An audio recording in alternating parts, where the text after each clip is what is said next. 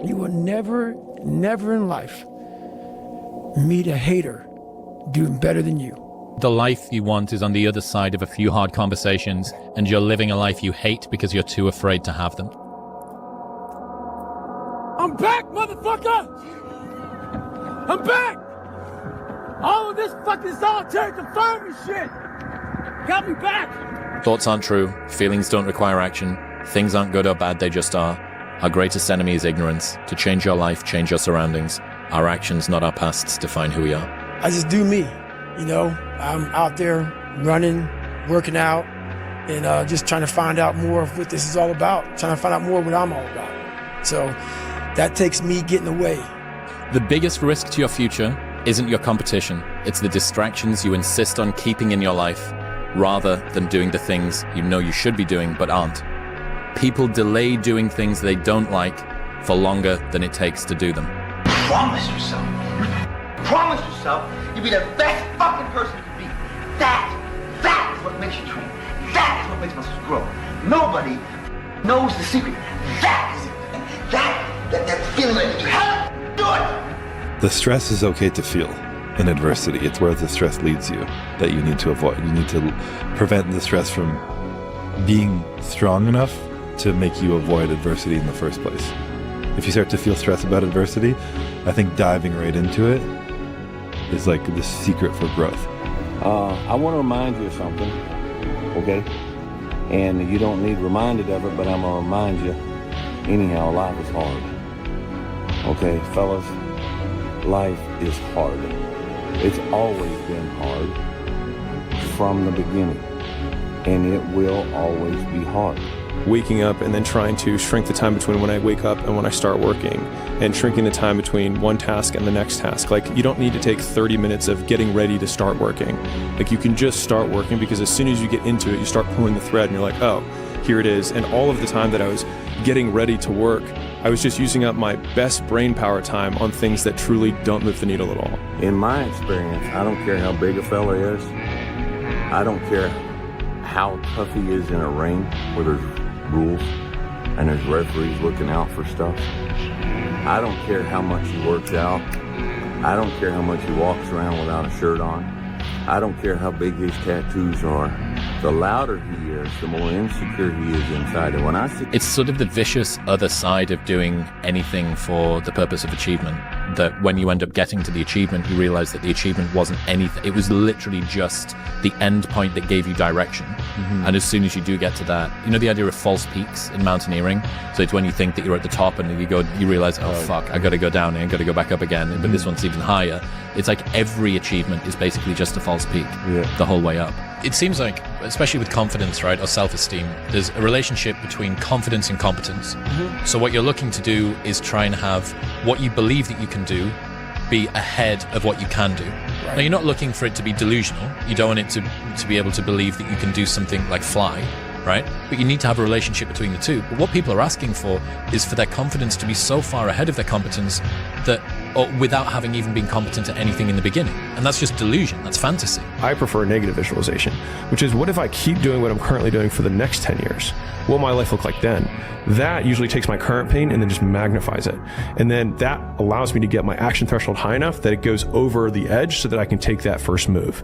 And so if you know what the inputs outputs are of what you need to do, the guy who has the little quote on his wall, and you figure out whatever fuel you've got, not the one you wish you had, but the one you've got, and you use that to do the first input, you've crossed the line. You're in the game. Like, I have something I love about it. It's something I love about being put back against the corner, like knowing that there's a lot of work I have to do, feeling like I can't accomplish my goal and you're gonna have to do it. There's something so like simple and beautiful in the meaning of just doing something that difficult under that level of pressure that you're choosing to do. You know, people say you find meaning in suffering, and I think if you put yourself into like a meaningless suffering, it's kind of just, it's dumb. There's no point. You're just hurting yourself for no reason. But if you can find your meaning in just doing hard things that are as close as possible to suffering, that you're still benefiting from and you still enjoy, I think it's beautiful. Now, let me tell you, if someone told me that something is impossible, I would go out and do it. That's just the way I always was. I was told to my face, you're nothing but a giant muscle. You can't act. You have no future and you have an accent that is laughable. Ignore the naysayers. Work like hell. Trust yourself. break some rules. Don't be afraid to fail. I've made a fortune in several careers, and I've been very successful in several careers by believing in myself. I would say before what you're looking out for, it's what you're putting out. You know, the law of, I don't understand the law of attraction exactly how it is, but what you put out, you attract.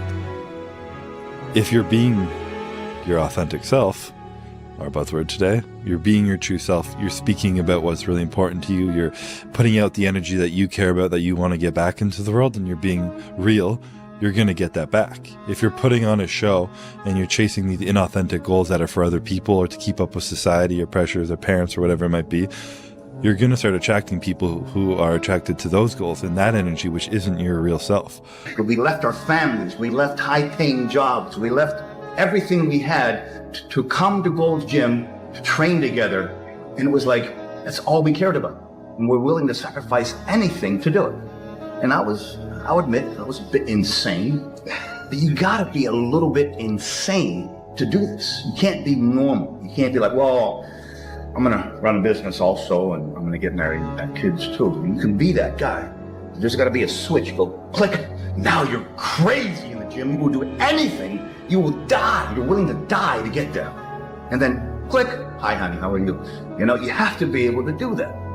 And that's the only difference between me and a guy that didn't make it. And discipline's good too. But without a clear headspace, there's no discipline. What do you mean? So let's say we have a circuit breaker, okay? And I'm loading everything up to one fucking circuit. Just load it up. It's gonna fucking blow. And once that thing blows, man, the circuit's all fucked up. You gotta have each thing plugged into the right spot, like a fucking crowded garage. You can't put anything in it. Once your brain is crowded, discipline is great. Motivation is great. But if you can't fit shit in your brain because it's all fucking cluttered with shit, there's no discipline. You may have it sometimes when it fits in that crowded garage of your mind, but you don't have the consistency that you need to have with that discipline. You know, one question I get a lot, guys, man, how do you not burn out? How do you stay true to the course when that course could be 5 years, 10 years? How do you stay true to the path, man? Well, there's a real quick answer to a very complicated question. You don't burn out mentally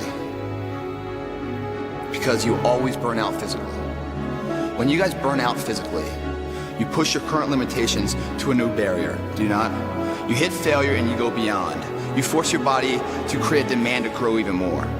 By burning out physically, you ensure that you grow physically. If you don't burn out physically, then even though you go to the gym, you put your time in there, you check the box, yeah, I went to the gym, man, all good. You come back around, you look in the mirror, man, I'm not seeing anything, I'm not seeing anything, I'm not seeing any changing. Oh. Well, because you haven't pushed yourself for your body to have a reason to change.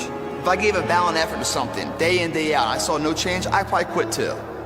But the reason why you're quitting, man, the reason why mentally you're burning out, is because you're not burning out physically. It's that mind-body connection of invincibility when you sync them up, guys. Every transformation always gets worse before it gets better. It's supposed to be that way.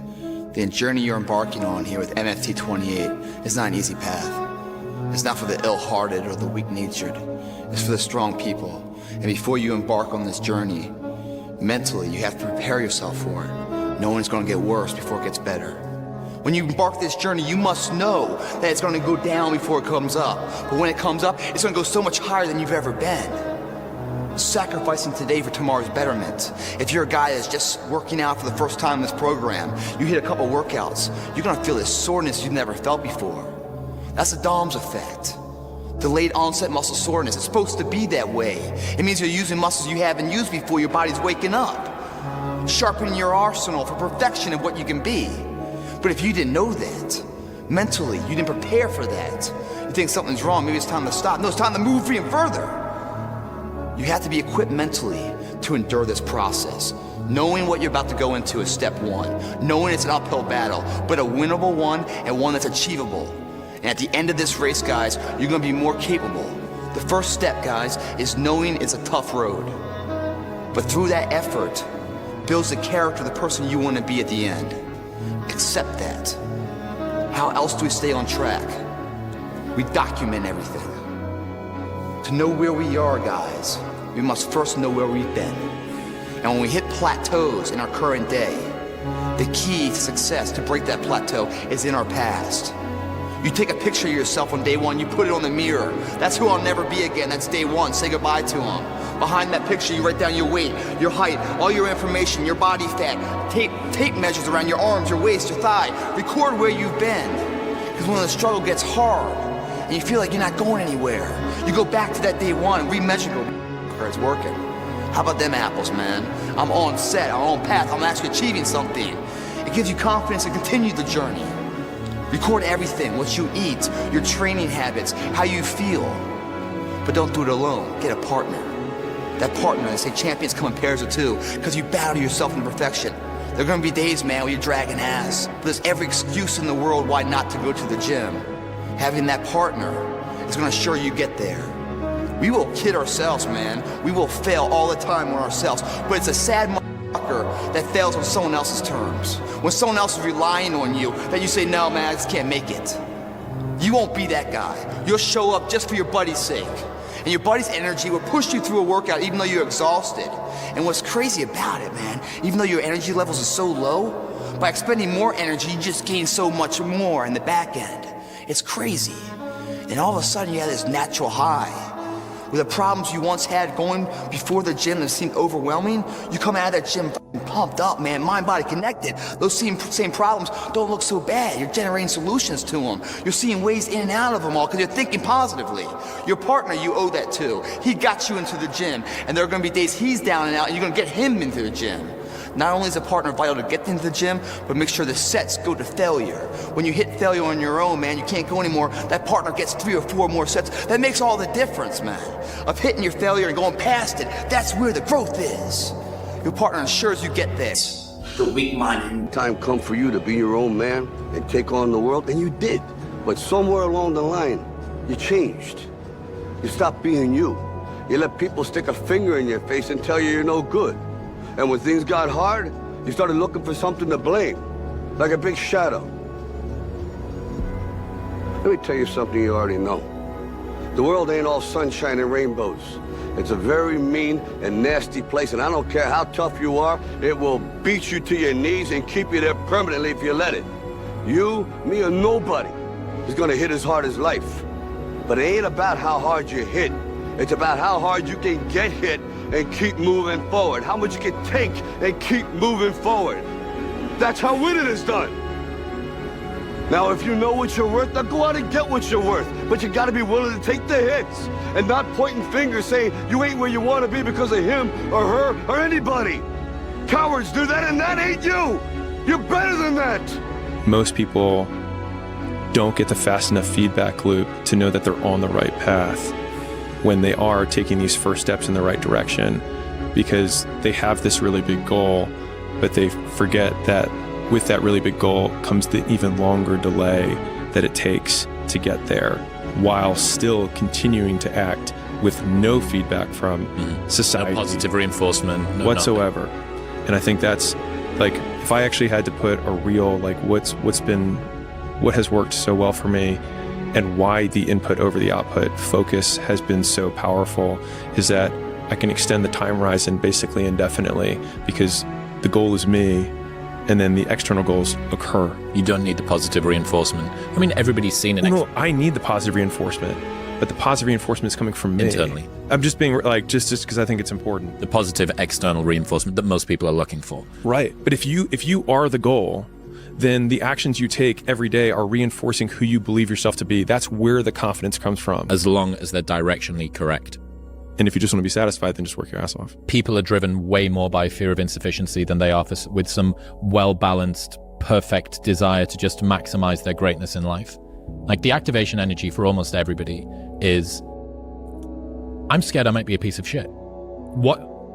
Hang on. Oh God, I might be a piece of shit. I genuinely might be a piece of shit. I need to go and do something so outrageous that I can't be a piece of shit. There's no way that it can happen. I might be a coward. Oh my God, what can I do to stop myself from being a coward? That's the activation energy.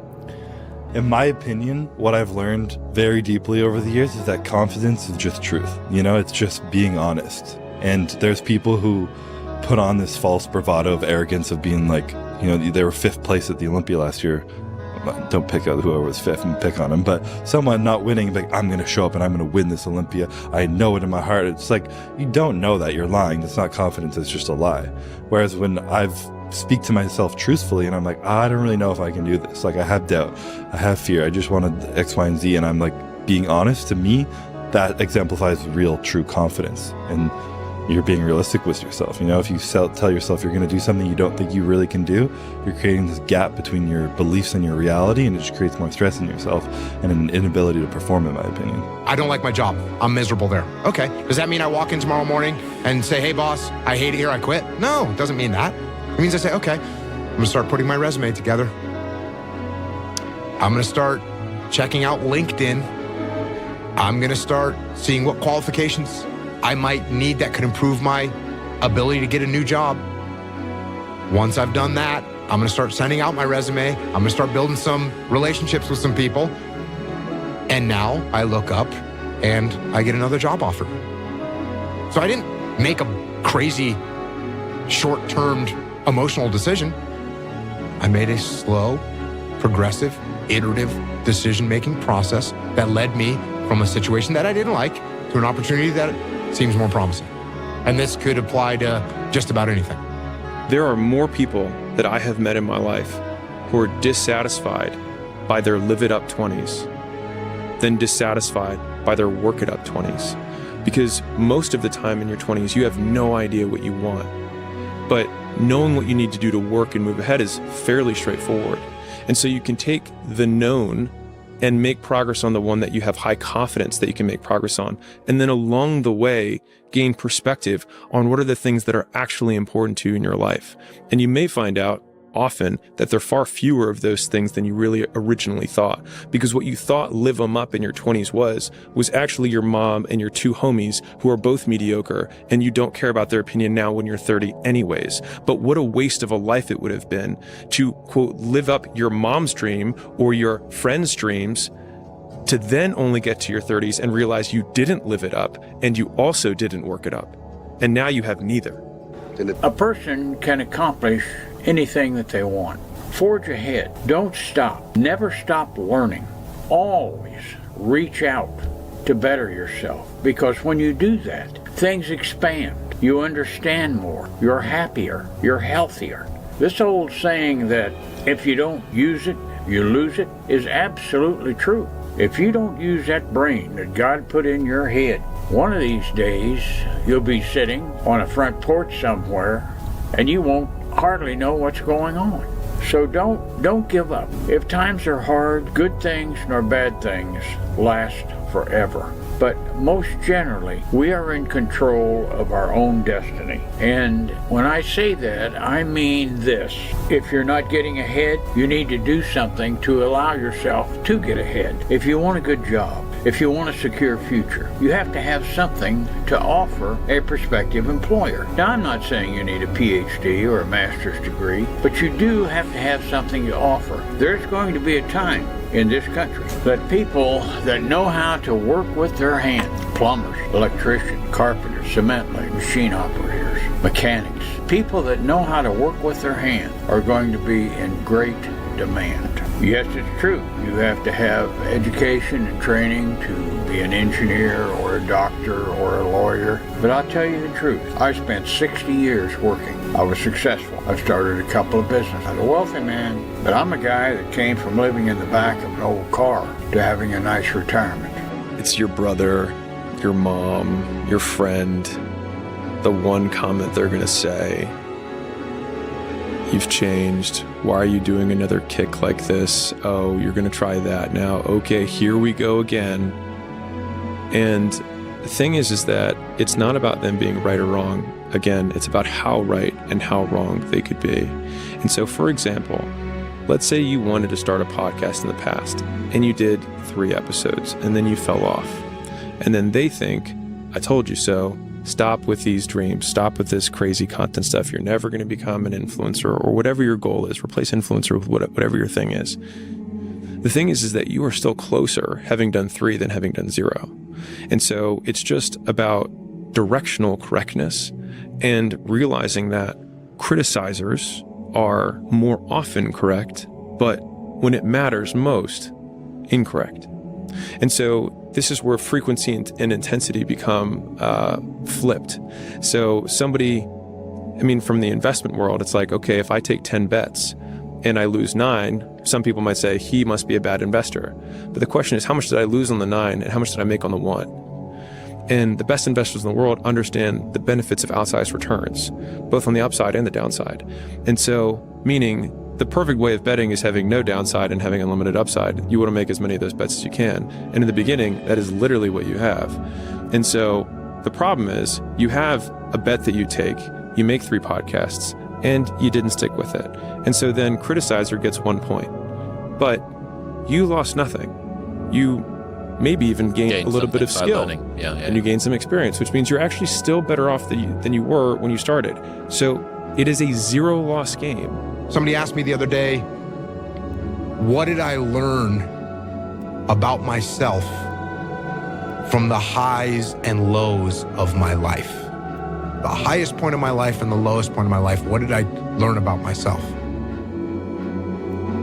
And I said, I learned that I don't let the highs and the lows affect me too much. Because we're gonna have wins, we're gonna have losses. We're gonna have successes, we're gonna have failures. We're gonna have good nights, we're gonna have bad nights. We're gonna have good relationships, we're gonna have bad relationships. We're gonna have good ideas and bad ideas. We're gonna make money, we're gonna lose money. All these things are gonna happen. And if you oscillate emotionally up and down drastically, it's gonna be problematic. So finding a good, stable, centered way to be and look at the world and take everything that you see with a little bit of a grain of salt and don't get swayed too drastically in one direction or the other, you're gonna be okay.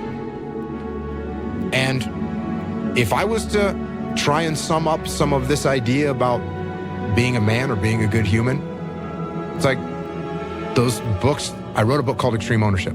That, number 1, take responsibility for what you're doing. Take ownership of your world. Take ownership of your life. There's number 1. Number 2, the second book, Dichotomy of Leadership. Be balanced. Be balanced. Don't be extreme. Extreme. Look, do you have to sometimes get out there in the fringes a little bit? Occasionally. You probably had some business situations where you're like, all right, I got to let go half of my staff right now. That's an extreme move, but that's how we're going to start. Do you have to do that sometimes? Yes, you do. But don't let that be where you live. Live in the center. Live in a stable area. And then finally, discipline equals freedom. It's funny because if you regress fear to its most basic form, it's death. And death is the greatest motivator. And like, you can prove it in a simple example. It's like if I all of a sudden go up to anybody on the street and I put a gun in their head and I say, point a gun at their head and I say, go do this thing, they'll go do it. But if I say, you can have anything you want if you do this, they're willing to go 10 times harder with a gun in their face to not die. And so if you take fear and regress it all the way down to its basis form, like that's what the insecurity is. Like if they think I won't be enough, and if they don't think I won't be enough, then this won't happen. If this won't happen, I'll be alone and I'll be dead. But like if you just regress it all the way down, like that's all it is. And so like the biggest achievers in life, I think have most directly tied them not doing whatever it is that they want to do to death, whether they're consciously aware of it or not. And then that's what motivates them harder. But where do you go to? You wake up on a morning, it's cold, it's wet, it's dark, you've got no cartilage in your knee, you've got shitty shorts, whatever it is that's the issue today. Keep talking. You've got these problems, right? I need you to keep talking about what you were just saying. It's warm on the couch. Your missus says stay in bed. It's comfy, it's cozy. You've got work later on. You had an argument last night. You're slightly hungover. God, I know every motherfucker ain't gonna do what I'm gonna do. So this is how you level up. That's how you level up. I know there's a whole bunch of people with that right there. That fires me up. That makes me fucking happy, what you just said. That brings joy to my life right there. Why? Because I know there's so many people that have the ability and just refuse to get off that couch. Refuse to study a few more hours. Refuse to go deeper, to go further. And that's where I gain the advantage. It's so easy to be great nowadays, my friend, because most people are weak. Most people don't want to go to that extra mile. Most people don't want to find that extra because it sucks. It's miserable. It's lonely. You talk about that you were kind of, lonely by yourself. I was the same way. And that used to hurt me growing up. Now I fucking thrive in that shit. That's the only place to be. Yeah, what a workout. I tell you, even though you're on your last thread of strength in there, your last bit of fuel left in the tank, burning fumes, no energy left. You come out, fresh air, and fucking doing everything you want to do and then beyond. You come out here and you're just like, you're not tired, man. It's funny. You just want to keep going, man. It's like, you have this like charge to you, man, that can't be put out. And, let me leave you with this, guys. There's a time in the military, you had this Army physical fitness test you used to do. It consists of like push-ups and sit-ups and a 2-mile run. And the 2-mile run is the last portion of it. So you know what your points are after the push-ups and the sit-ups. So if you want to break the record, you know exactly the run time you need to the second. And you have a stopwatch, and you're running, and you're at the halfway mark. You got a half-mile left and a quarter-mile left, and you're looking at your clock, and you have a fucking balance of time right now. Meaning what's inside you is about to come up. You're about to puke it all out. Everything's shutting down fast. It's like an engine that's just blew a transmission. Everything's about to blow up. Your body's about to blow up. Your body says, stop. We're done. But mentally, you want the fucking record, You want it so bad that you push through it. There's a photo I have of me running when I was in the military, crossing the finish line. I finished 4 seconds faster than I wanted. But as I'm finishing it, they have a bucket right there next to it. Trash can, puke bucket. And I'm running past it, throwing up. I threw it up, yeah. But you know what? I was pretty drained. I put myself to the limit and beyond, almost unhealthy. Within hours, I was back again. And inside I knew I gave it my all. I gave it everything. I had the title. I had the record that still hasn't been broken yet at that base. That forever lives on. Even though I puked it all, everything, I recovered from that. No one can touch this. That's what I'm talking about, guys. If I would have shut down, and give in, I wouldn't remember that pain anymore. It's a funny story because I have a picture of me puking, but I don't really physically remember the pain of it. I remember the accomplishment of it. So at those times where you're questioning if you have anything left, no, a day from then, a week from then, a month from then, a year from then, you will never remember the discomfort of the pain. You will always remember the pride of the accomplishment. That lives on. That's why pain is temporary. Pride is forever, guys. You give it your all, you get it all. Tenfold. Greg Plitt, help me stay fit, man. That's the headstrong workout, man. You strong enough? What's the quality of life? It's different for everybody. But just like success, no matter what field or whatever endeavor you are, and success, whether it's in the gym here, if it's in business, or relationship, whatever success is, the underlying quality of that life runs parallel to a commitment. They go hand in hand, guys. It doesn't matter how much, money you have or how much success you have. Well, the overall quality of life is that journey, the struggle of it. And that journey and that struggle is successful only when the commitment rises equally to the effort. Nothing given to you is ever valued. It's what's earned its value that you can build from. So, going with these sets, guys, again, it's really about the boat you sit in, the life you're in, what you see in the mirror is a direct, addition, mathematical equation of the choices you make on a daily basis. If you want to change what you see, you gotta first change how you see things, how you think about things. Then it comes down to your commitment, your sacrifice, your diligence and sweat equity to see that through. Now, everyone likes to talk the game. Very few want to walk it. Those people that like to walk it better than talk it, those are the ones we write stories about. Everything starts from within, guys, before it's ever blossomed for someone else to see it. Your motive's got to be the same way. Everything has to be internal. The internal pride of someone, the confidence, the positive confidence, not the negative confidence of external ego. You're trying to get their likability on third parties. That's subjective nature shit. You can't control it. All you can control is what you do and how you see it. Again, the truth, whatever the truth, undeniable truth is, it's not as strong as your perception on how you see that truth. That's a big thing, guys. If you're doing everything because you believe it, that person goes a lot farther than someone who's trying to be popular and doing it for that reason. The internal warmth right there, you know, coming from within, working from the inside out, is always going to blossom the fruits of labor more than anything else. Every day's an opportunity based on your choices on how you look at things, how you perceive them, accountability and responsibility of your actions, the choices you make every day. That is what you are in the mirror today. If you don't like it, or it could be better, it's on your terms how that works, no one else's. You have to find the motivation to make those hard steps for change.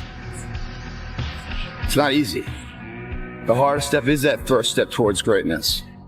The only thing harder than that is looking back on your life knowing you could have been great, but time's expired, you get nothing to do about it. That motivation must come from within. Everything's from within that prospers. Motivation cannot be your neighbor. Cannot be the competition, that's something else. It's gotta be you, only you. Beating yourself day in, day out. Not like beating yourself up, but whatever you currently were, you try to beat that measure and grow it and push it and push it. Same with every single set. Growth comes from hitting failure and pushing past that. That's why every set counts, and how many reps you do. You know, you have a generalization, a number. Knowing the weight, you're going for that, like when I say 12 to 15, maybe 20. That's what you're going for. So you set the weight on terms of that ballpark, scenario. But it's not like you hit 12 and you're done. You hit 15, you're done. If you're 21, you're done. Your muscles tell you when you're done. And your mind tell your muscles to shut the fuck up, we're going for 3 more. That little lesson in life, man, is congruent with everything in life. When the body says no, the mind says yes, motherfucker. I'm running the show and this is how we're gonna do it. In order to get the peace, the success, the legacy. And it's all right behind doors of pain and fear and struggle. It's where all the beautiful things in the world are found. Individuals believe in them. For all along, they don't believe in themselves. That path is very short-lived. They cannot continue that because they can't perform that. All they can do is talk it. So at the end of that, the end state is not a champion, but a bullshit. Bicep bragging rights. Let your biceps speak for you, and you will have the right to brag. But again, champions, let success speak for them. If you have to talk about the success, guys, you cheapen the accomplishment altogether. The true champions are quiet. The critics of life, these fucking parasite society, has never seen the crowd from the field's view. They've also never taken a breath of air that's mixed with anxiety and pressure. They know no victory nor defeat, because they never put themselves at risk, they never shown up, they've never walked their talk. So therefore, we tell them to go fuck themselves in their opinion. We don't care what they fucking say. All we care about is people that perform. And those guys and girls, they don't need to talk. Biceps bragging rights. You guys ready for this one? Again, Miami Fitness. We're gonna tear these guys up, man. And they're gonna speak for themselves. All right, guys, that ends the workout, man. Bicep bragging rights. Think about that, guys. Bragging rights, the right to brag or the right not to brag.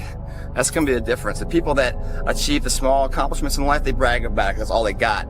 The guys that are actually the real warriors, the real fucking workhorses in life, they achieve it. Once you achieve it, you don't talk about it. Because in the achievement, you've learned the qualities of what what a champion is. And it's not just about the title. It's about the mindset, the character of the champion. And there's no greater champion than the humble champion. And going through all that work and all the due diligence and sacrifice and finally come out victorious on top, you also come out a more peaceful person, at ease, where you don't need to talk about it anymore. Because you're not doing it for some fucking third party anymore. You're doing it for yourself. And the greatest accomplishment is the way you feel about who you are.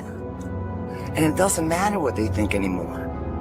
Of course, if you wanted to, you could sit down and fucking tear them down to size in a second if you wanted to. But you know what? They're doing it to themselves every fucking day by themselves. By lying and bullshitting and being the critic and pointing the finger, forgetting that three are pointing back at them. You know, these guys that talk what the agony of defeat is or the thrill of victory. You know, but then they talk like they're some fucking expert and they know all about it. There's so fucking many of them. Be one of the few guys, one of the few that walks the land without speaking words and just has fucking crowds of people following him. Look back in life at the leaders that we know, whoever your heroes are. They weren't the people standing up there at the microphone saying how great they were. I guarantee it. Bicep bragging rights. The right to brag or not will be your option. But I guarantee you, once you get to the point where you want to be in life, bragging isn't worth your time. That workout right there is 7 exercises, 2 exercises per exercise. So it's going to be a heavy to a light. That's a yin to the yang. Heavy is going to put the mass and on the muscle by putting the demand and stress on there, the load bearing on it. It's going to force the muscle to be that little kid in high school who has ass beat to learn up to fight for himself again. That's going to be the demand. Now we bring in the supply of nutrition right after the gym. But before we do that, we go mass heavy, then to really light speed and endurance. So we're getting, you know, it's like a left-right combo right there, man. Biceps got no option but to get stronger or continue to be submissive bitch and get his ass kicked. Doesn't work that way. Greg, play it up and stay fit, man. Enjoy the bragging rights. I'm not defined by my past. My past has taught me who I am. To be able to evaluate the situation present and apply what I've learned to make the best choice. And that choice is based on character. It's based on morality, integrity. Never about financial return. Never about monetary value or tangible items. It's always been about the character, the intangible items. And I walk. Because in Vegas, I can't pick up dice called character and roll them, hoping it goes my way. That's too much to gamble. Right off the bat, buddy, right off the bat, you are doing something that's causing others to notice and comment on. Very few people in the world have that effect, have that kind of influence, whether good or bad. Very few people, most people are forgotten souls. They go about their day and no one knows if they're there or not, and no one cares. Pressure creates change, not just in humans, but in life. The world first started, they say, as one piece of mass land, an ocean all around it. But through the years and centuries and, what happened, millions of years of pressure of life and earthquakes and tectonic plates started shifting and started pushing that foundation of land out into all these different continents that we have now. But initially, when you're born, that's you, it's the land. It's together, it's whole, it's pure, it's a garden of fertile grass, fertile seed, nourished and rich with nutrients and vitamins. It doesn't have weeds and toxins and parasites in it. No, it doesn't. That garden is your potential, your belief of what you can be when you're a kid. You're gonna be like, yo, what I wanna be? I'm like, dude, I wanna be a doctor, I wanna be a lawyer, I wanna be a pro athlete, I wanna be the president. No one says they wanna be a junkie. No one says they wanna fucking shoot up a vein every day. No one says they wanna be a hindrance on society. No, they don't. They say they want to do all this stuff because they're pure. The garden of soil can grow anything. Inside, they have an idea. They plant that idea in the ground, provide work ethic and sacrifice, due diligence and sweat equity, that labor of love that bears the fruit of possibilities. That you can be something. And when you fucking soar up there and you become this creation, the fucking weeds of life, the critics and the bullshitters will look up at you and hate you for it. Because your success reminds them of their fucking failures. They tried to have the pure garden and grow something pure. But it's too fucking hard for them, so they quit. So they know they can't grow into that flower you are. They're a fucking weed. So what are they gonna do? They're gonna try to contaminate you, bring you down, call you names and stuff. They're trying to bring you back down to make themselves feel good and make the world a perfect place like mom and dad used to do and protect me and everything else. Find that sense of stability again. Because I didn't go through the fire then, and I can't deal with the fire now. They can't grow anymore because they've lost that edge. All they can do is bring the shit down. They're called a fucking critic. They point their finger, forgetting that three are pointing back at them. All along, if you point your fucking finger at me, you better look at your hand, make sure it's clean. Pain's temporary, price forever. What does that mean? It means if you push past the pain, right behind the pain is a pride. And why is pain temporary? Only when pride has been presented. Because that feels amazing. That's what you remember. You don't remember the pain. You only remember the pain if you never get to the pride. Therefore, the pain is forever. Forever, not temporary. Fucking forever. And don't think it's just this journey that's forever. Because this journey right here where you feel the pain will rob you of doing any other fucking journey. Because you don't want to feel it again. You don't want to feel the dismay, the internal fucking negativity anymore. You will rob yourself of achieving any more paths. You will settle. You will sell your most valuable asset in a heartbeat to the highest bidder because you know you're worth shit and you're worth so much fucking more. And the more you push past that fucking pain to feel the exhilaration of what that pain really delivers, then you find the value of who you are. I think then you start to really build who the fuck you are. And in doing so, you figure out what life's about. And, you know, cliches, yeah, well, life you live, yeah, I say that shit, but that's real, man. Don't say it's not real. It's only not real to someone who just goes by what society says, the status quo. It's the perception of reality that's stronger than the reality itself. And that perception doesn't exist. It's not something tangible you can put your hand on. The perception comes from within. How you see the situation, how you see it is a lot different than what the reality actually is. In that sense, your perception of who you are is a stronger reality, judgment, than the actual reality of what other people see, or what the base reality really is.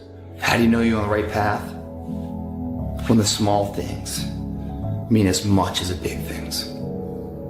In lifting, those last couple reps mean as much to you as looking in the mirror and flexing, or winning the competition.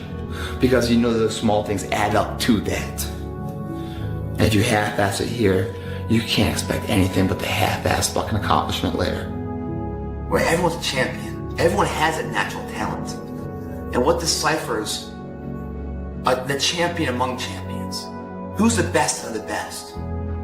It's someone that has natural talent, combined and backloaded with desire and love for what they're doing. The one path I'm talking about. Hour, 2 hours every single day, sweat equity, dedication, sacrifice. Where you get knocked down, you find the intestinal fortitude to get up and face that failure again, head on. It might knock you on your ass again, but you get back up and you keep trying until you overcome that. And when you overcome that, boom, another nugget of confidence, mental strength, another law in the mental fire. You keep it lit so it doesn't burn out. These small margins in life, they make the difference between winning and losing. You look at Michael Phelps when he was swimming, right? When he won the 8 gold medals. What was it, 0.01 seconds between him and his competitor from gold to silver? How do you train for that? You don't train for that thinking about, oh, he's genetic gifted or not. No. It's about the mindset, saying fuck that. I don't give a shit what anyone says. I'm gonna make this happen. Find the inspiration from within. That's the only inspiration that matters. And then see it through, knowing the journey you're about to walk is very lonely. The path to success is not met with friends and companions. It's met with adversity, fear, struggle, butterflies, those things are 3 or 4 degrees separation from success. Those are your challenges. They're hitting you with them right now to make sure you're strong enough for the final event, the final hour where it all matters.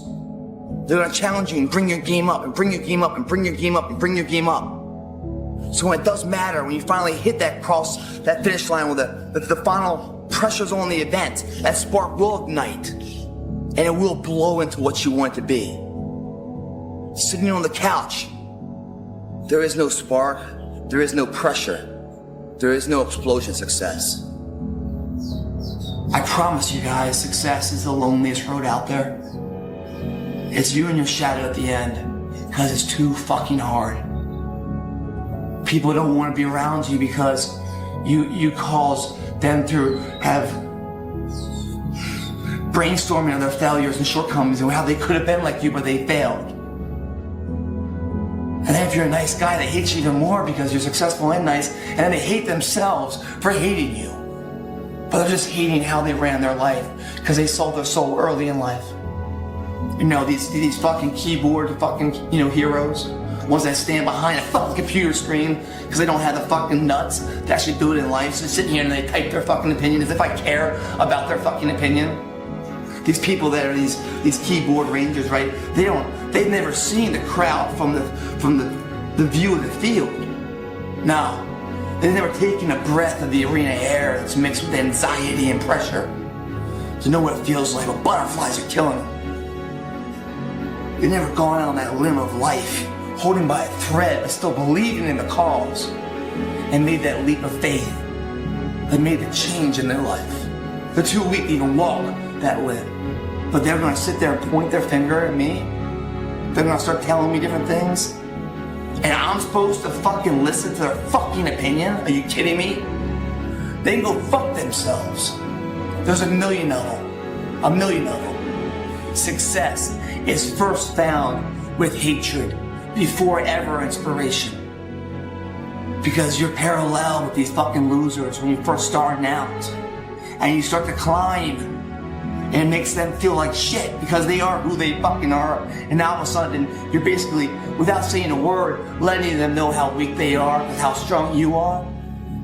So therefore, they're sitting there and they hating you for it.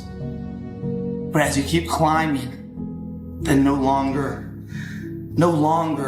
can they defute the truth. And then they jump on board and looking for motivation to try to pull out of that hole. Always met with hatred before inspiration and success. You're always on your own. Opportunities don't come knocking on the door. They present themselves when you knock the fucking door down. Stay in motion. We keep that progress going in the gym for the entire duration. We can rest later, but we came there for a mission. We achieved that mission, guys. Don't get so overloaded with the temporary pain of the situation. Think past the pain to the pride that pain creates. The pain there felt equates literally to the peace and joy tomorrow. I know that sounds like, bro science and everything else, man. I don't even know what that fucking word means, bro science. I just hear it on these fucking, blogs and stuff, or these forums, and people write with these fucking keyboard rangers that have no other life, so they sit there and fucking type away because they feel like they got some fucking set of nuts behind a keyboard. But in person or in life, they fucking these little hermit crabs going around and just hiding out and everything else because they don't have the intestinal fortitude to do anything but talk behind a fucking computer. They can't walk shit, man. That's why they had the fucking time to even comment on someone else's achievements out there. Fuck those motherfuckers, man. Don't be those guys.